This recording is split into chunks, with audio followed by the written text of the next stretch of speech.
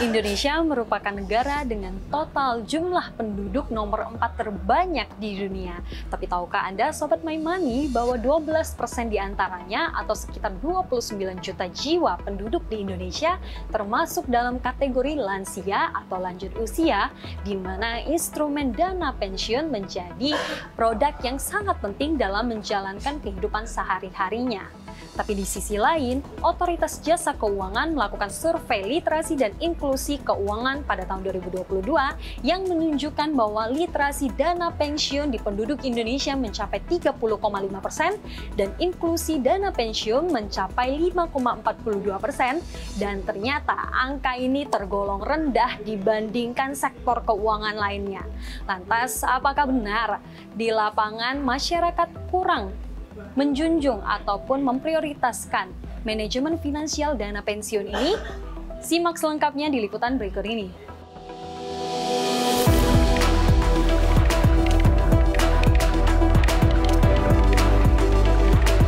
Pensiun adalah salah satu fase penting dalam kehidupan, di mana seseorang memasuki masa non-produktif secara aktif bekerja, namun tetap membutuhkan kestabilan keuangan untuk menopang kehidupan sehari-hari.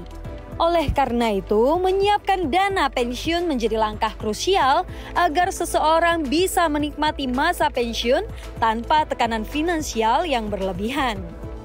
Di sisi lain, Badan Pusat Statistik mencatat, pada tahun 2023 usia harapan hidup rata-rata penduduk Indonesia mencapai 70,17 tahun untuk pria dan 74,18 tahun untuk wanita.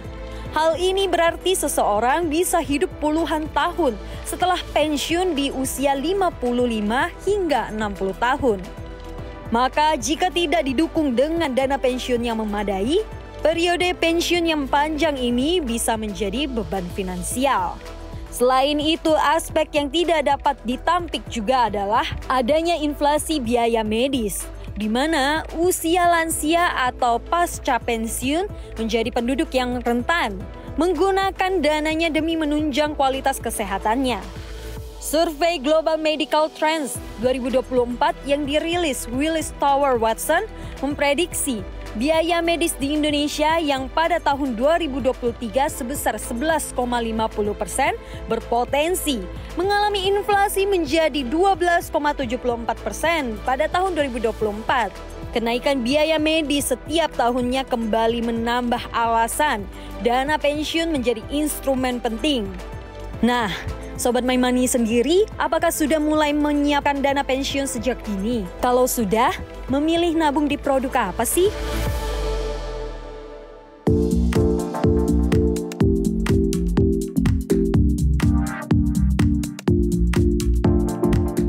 Untuk sekarang sih belum ya. Saat ini udah, Mbak. Kalau saat ini di umur saya yang sekarang umur 25 udah. Pastinya udah.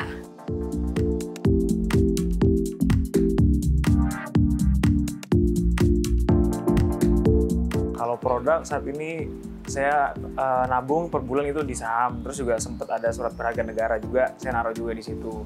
Mungkin kebanyakan orang untuk umur-umur sekitar 30-an mungkin banyak instrumen yang dipakai ya. Mungkin terutama untuk yang lebih stabil, mungkin deposito, terus ada saham juga, tapi sahamnya juga pakai yang apa istilahnya instrumen-instrumen mungkin basicnya atau underlyingnya surat berharga kayak gitu yang nggak terlalu fluktuatif, tapi ada juga yang pure saham tapi porsinya juga nggak terlalu besar seperti yang saham underlyingnya surat berharga. Terus mungkin aku juga main trading juga, itu aja sih.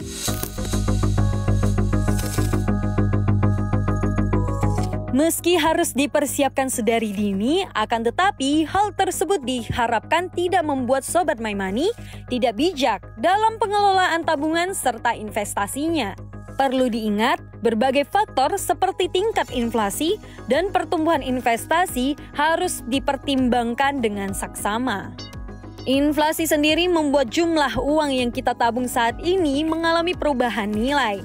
Jika kita tarik ke belakang, rata-rata inflasi pada tahun 2004 hingga 2023 sebesar 5,49%. Jika pada tahun 2004 biaya rumah hanya 100 juta, maka dikarenakan inflasi ini rumah yang sama pada tahun 2023 baru bisa Anda beli di angka 291 juta rupiah. Bayangkan jika tabungan dana pensiun tidak dialokasikan pada instrumen investasi yang kebal inflasi, contohnya menabung cash dalam jangka panjang puluhan tahun, bisa gigit jari dengan penciutan nilai itu ya. Ya, literasi keuangan berperan penting dalam memastikan masyarakat paham untuk memilih dan menilai produk investasi dengan berlandaskan fundamental yang baik. Meski demikian, tidak dapat dipungkiri masyarakat Indonesia masih kurang dalam hal ini.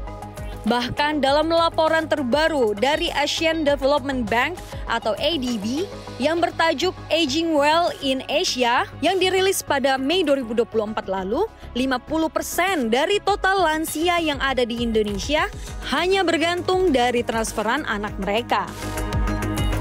Di obligasi sih ada, deposito ada, tapi kan nggak terlalu besar juga jumlahnya. Jadi sebenarnya nggak cukup juga sih kalau untuk kehidupan ya. Kan ditambah ada invest, ya invest dikit-dikit lah di bidang lain, dari anak juga gitu. Yang namanya rencana sih banyak ya, namanya juga rencana ya kan. Berhubung saya ambil pensiun yang di umur 36, mungkin dan pensiun yang saya terima tidak sebanyak yang pensiun di umur 46 ataupun 56. Jadi saya masih harus fokus dulu untuk mendapatkan uang agar bisa memenuhi kebutuhan sehari-hari. Karena kan kita sudah tidak digaji lagi ya dari perusahaan. Kalau mengandalkan dana pensiun saja dengan pengeluaran mungkin hanya bisa bertahan kurang lebih waktu 1 tahun. 1 tahun ini saya akan coba memutar kembali dana untuk mencoba UMKM dan berkebun. Perencanaan keuangan merupakan suatu hal yang saling tarik-menarik dengan gaya hidup masyarakat yang dinamis. Akan tetapi bukan berarti financial management sesuatu yang mustahil. Dipelajari tips and triknya. Mulai dari mencatat biaya hidup sampai akhir hayat, merancang tabungan, hingga memilih produk investasi low risk, bahkan high risk. Lantas, apa saja inti investasi dana pensiun yang masyarakat perlu ketahui?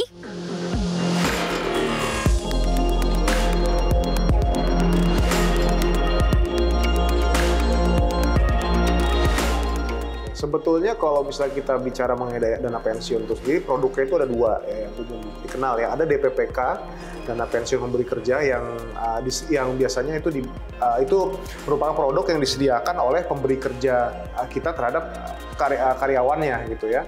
Nah, yang kedua adalah DPLK atau dana pensiun lembaga keuangan.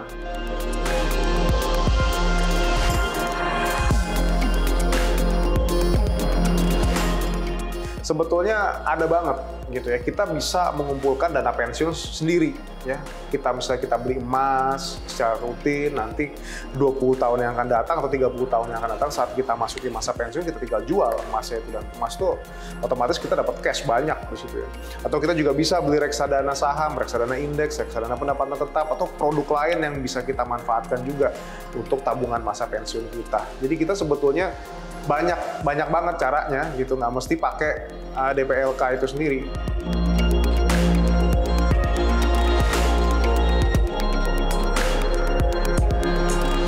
Pertama, kalau memang misalnya kita pilih reksadana, kita pilih saham gitu, pastikan memang kalau reksadana tuh manajer investasinya segala macam atau agen penjualnya itu merupakan perusahaan yang memang punya izin dari OJK.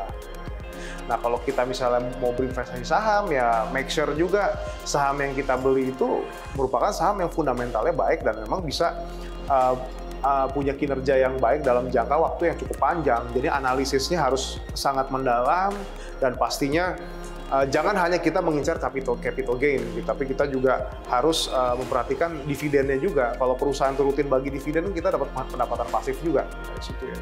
Nah, kurang lebih seperti itu ya. Kalau kita milih emas, ya silakan dipertimbangkan. Kita mau investasi emas digital kah, atau kita beli yang namanya emas batangan. Kalau misalnya beli emas batangan, sudah tahu resikonya, ada resiko hilang. Jadi kita mesti ya modal safe deposit box lagi gitu ya. Dan kalau kita pilih emas digital, pastikan platform yang memang menjadi penyelenggara perdagangannya itu dapat izin dari Bapepti ya, atau regulator di situ ya. Setiap produk investasi menawarkan keuntungan dan resikonya masing-masing. Dengan mempertimbangkan faktor seperti toleransi resiko, jangka waktu menuju pensiun, likuiditas, inflasi, dan diversifikasi, keputusan yang lebih bijaksana dapat diambil dan memastikan bahwa dana pensiun tumbuh dengan aman dan berkelanjutan. Nah pemirsa, memang manajemen finansial harus mulai kita prioritaskan dan kita persiapkan sedini mungkin di setiap fase kehidupan kita, terutama di saat pensiun, di mana dana pensiun bisa menjadi satu-satunya income di saat kita sudah tidak bekerja lagi atau retire. Bisa Anda pertimbangkan mulai dari produk-produk high risk maupun low risk, mulai dari saham, reksadana, bahkan hingga emas. Dari Jakarta, Dwi Devita dan Terry Vanstiba, CNBC Indonesia.